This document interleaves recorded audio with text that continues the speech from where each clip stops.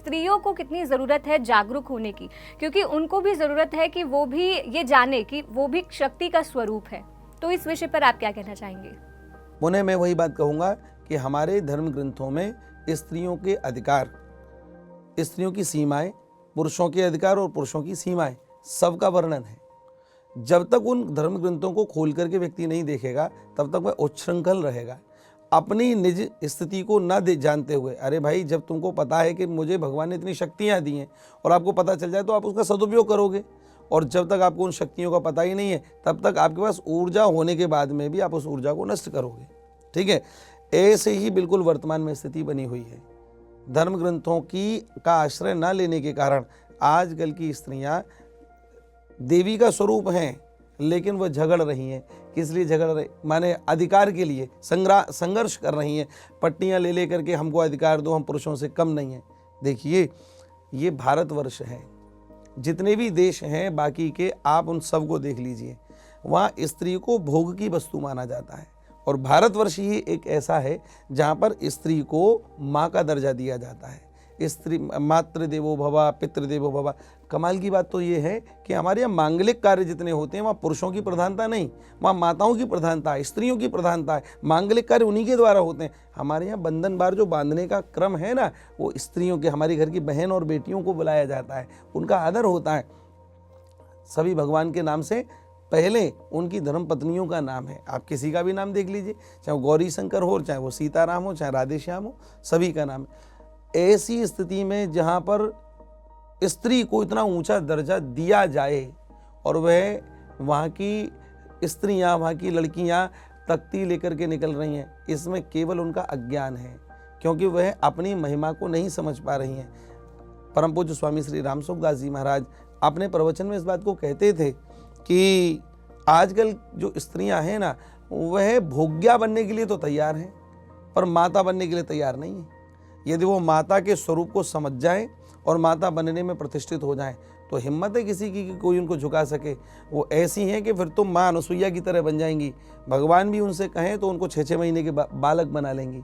इतनी सामर्थ्य है स्त्रियों में, पर धर्म ग्रंथों का आश्रय न लेने के कारण उनको अपने निज अधिकारों का और अपनी निजता का, अपनी दिव्य शक्तियों का ज्ञान नहीं है, और इस कारण से अज्ञानता में वह बही जा रही हैं। और कोई उनको कह देता है कि नहीं भाई, हम लोगों को तो संघर्ष करना है, हम पुरुषों से कम नहीं। पुरुषों से तो बहुत आगे हैं, कई गुना आगे हैं। और हमारे यहाँ तो एक लाइन में कहा जाता है, स्त्री का, पत्नी का जो धर्म है ना, एक लाइन में बिल्कुल, पत्नी वह जो पति को पतन से बचाए, पत्नी वह जो पति को पाप से बचाए, और पति वह है जो पत्नी को परमेश्वर में लगाए।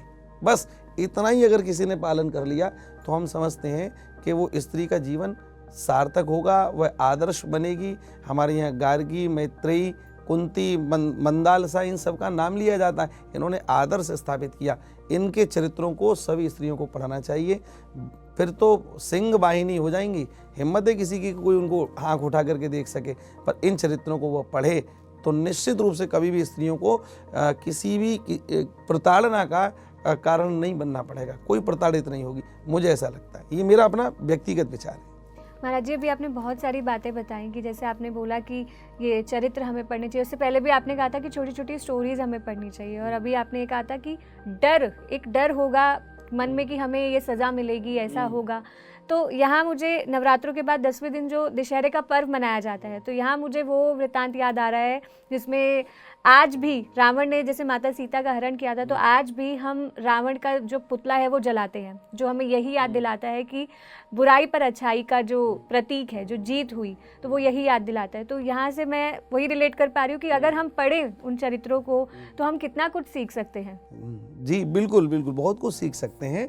और रामचरित्र को पढ़ने के बाद में यही पता चलता है कि कितनी भी उन्होंने संघर्ष अपने जीवन में किया। 14 वर्ष वनवास में रहे, पिता की बात का आदर किया, हनुमान जी से मैत्री करके, सुग्रीव से मैत्री करके, और फिर आगे तक वह जानकी जी की खोज में गए।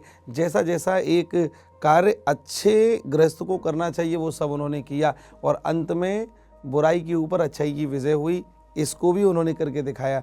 तो रामचरित्र को तो सबको पढ़ना चाहिए, समाज में संतुलन बनेगा और सबका जीवन आदर्श में होगा, मर्यादित होगा, नैतिक होगा।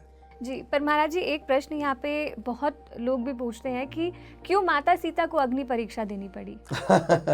जी जी, देखिए भगवान जिस समय इस धराधाम पर आते हैं तो वो नर लीला करते हैं, मनुष्य लीला करते हैं। ध्यान से समझिएगा मेरी बात को कि मानव लीला भगवान जो कर रहे हैं उससे लाखों करोड़ों की संख्या में जो मानव होंगे उनको एक प्रेरणा मिलेगी। स्त्री को फिर भी स्थिर रहना है। स्त्री त्याग, तपस्या, संयम, सदाचार की त्याग की साक्षात मूर्ति है। तो उसका पूरा एक जो दिव्य उदाहरण प्रस्तुत किया वो माता जानकी ने किया। अब समाज में हर प्रकार के लोग रहते हैं। अब किसी स्त्री के साथ में यदि ऐसी दुर्घटना कभी हो भी जाए तो उसको एकदम मिलता है कि देखो मैं तो कुछ भी नहीं, मुझसे तो अधिक माता जानकी को मिला। देखो ऐसा हुआ, कोई ना कोई अच्छाई इन सब चरित्रों के पीछे छिपी हुई है। हमको सकारात्मकता को स्वीकार करना है। कुछ लोग कहते हैं बोले धोबी के कहने पर भगवान राम ने जानकी जी को निकाल दिया, घर से निकाल दिया, और कहाँ राजमहल में रहने वाली अभी 14 वर्ष का वनवास भोग करके आई थी और फिर निकल गई। तो कितना कष्ट उन्होंने झेला, लोगों ने फिर भी उनको नहीं छोड़ा। मूल में उनके पीछे कारण था।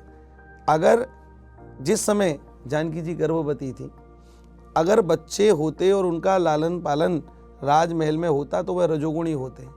आजकल व्यवस्थाओं में जिनका पालन होता है वो बहुत अधिक ज्ञानवान, बहुत अधिक ऊर्जावान नहीं होते, वो केवल विषयी हो जाते हैं। तो मेरे बालक विषयी न हो, महर्षि के आश्रम में उनका लालन पालन हो, वो संस्कारों से एकदम ओतप्रोत हो जाएं, उनका जीवन हमसे भी बहुत उत्कृष्ट बन जाए, ऊंचा बन जाए। भगवान राम ने ऐसा विचार किया, लीला का विस्तार करवा दिया। राम जी अगर खुद कहते कि आप वहाँ जा कर के रहें तो समाज स्वीकार नहीं करता, जानकी जी वह नहीं रह पाती। लेकिन भगवान ने धोबी के माध्यम से ऐसी बात का कटाक्ष करवाया, और भगवान तो सब पत्ता पत्ता उनकी इच्छा के बिना कहाँ हिलता है, उन्हीं की इच्छा से सब काम होता है। धोबी से ऐसा कहलवाया, और धोबी ने जब वह बात कही तो उन्होंने तुरंत जानकी जी को उनको रखना ही था कि लव और कुश जब होंगे तो वो इतने होनहार हों कि वो हमसे भी बहुत ऊपर हों। और ऐसा ही हुआ। बाद में आप सब इतिहास को जानते ही हैं कि सारी सेना को बांध करके उन 2 बच्चों ने रख लिया। इतने बड़े बड़े योद्धा, इतने बड़े बड़े अनुभव लिए हुए, पर उन सबको ये कैसे हुआ। ये एक बात ये भी प्रदर्शित करता है कि गुरुकुल की शिक्षा पद्धति ऐसी है कि वो सामान्य से बहुत ऊपर तक किसी को लेके जा सकती है। तो कोई ना कोई अच्छाई छिपी है, बुराई नहीं है।